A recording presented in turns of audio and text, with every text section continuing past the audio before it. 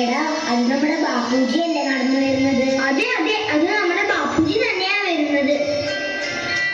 എന്നാ പാടാ, നമുക്കൊന്ന് പോയി നോക്കാം. ബാപ്പുജി, ബാപ്പുജി എങ്ങോട്ടാ? ഞാൻ ഓരോ ഗ്രാമങ്ങളും സന്ദർശിക്കാൻ വേണ്ടി ഇറങ്ങിയതാ. 1948 പോയിട്ട് 2021 തിരിച്ചു വരുന്നത്. തിരിച്ചു വരണമെന്ന് കരുതിയതല്ല. ഇന്ന് നമ്മുടെ നാടിന്റെ അവസ്ഥയെക്കുറിച്ച് എനിക്ക് ചിന്തിക്കാൻ പോലും കഴിയുന്നില്ല. ഇതാണോ ഞാൻ സ്വപ്നം കണ്ട ഇന്ത്യ?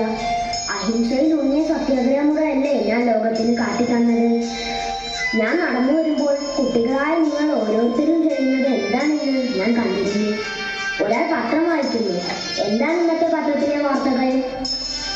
സ്ത്രീധനത്തിന്റെ പേരിൽ ഭർത്താവ് ഭാര്യയെ കൊന്നു, മകൻ അച്ഛനെ വെട്ടിക്കൊന്നു, അഴിമതി, അക്രമം, കള്ളക്കടത്ത്, ഇങ്ങനെ കുറെ വാർത്തകൾ. നമുക്ക് കിട്ടിയ സ്വാതന്ത്ര്യത്തെ നാം ദുരുപയോഗം ചെയ്യുകയാണ്. പരസ്പര സ്നേഹത്തോടെയും സമാധാനത്തോടെയും ജീവിക്കേണ്ട നാം അവനവന്റെ സന്തോഷത്തിനു വേണ്ടി എന്തും ചെയ്യാൻ മടിയില്ലാത്തവനായി മാറിയിരിക്കുന്നു. ഇതിനു പുറമെ രാഷ്ട്രീയ പാർട്ടികൾ തമ്മിലുള്ള സംഘടനകൾ വേറെയും. ഇതിന്റെ ദുരിതങ്ങളെല്ലാം അനുഭവിക്കുന്നതോ പാവപ്പെട്ടവരും. ഞാൻ മാത്രമല്ല വന്നിരിക്കുന്നത്, എന്റെ കൂടെ സരോജിനി നായിഡുവും വന്നിട്ടുണ്ട്.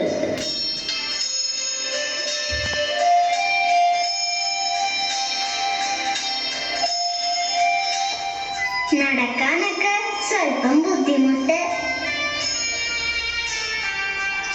കുട്ടികളെ, ബാപ്പുജി നിങ്ങളോടെല്ലാം പറഞ്ഞു അല്ലേ? ഇന്നത്തെ നമ്മുടെ ഇന്ത്യയുടെ അവസ്ഥ വളരെ ഭയാനകമാണ്.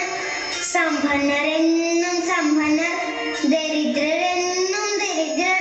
ഇതിനൊരു മാറ്റം വരണ്ടേ? ഇന്ത്യയുടെ ഭാവി കുഞ്ഞു മക്കളെയാണെന്ന് നെഹ്റു പറയണത് പോലെ നിങ്ങളാണ് നാളെയുടെ സമ്പത്ത്. അതിന് നമുക്ക് ഒരുമിച്ചൊരു പ്രതിജ്ഞ എടുക്കാം.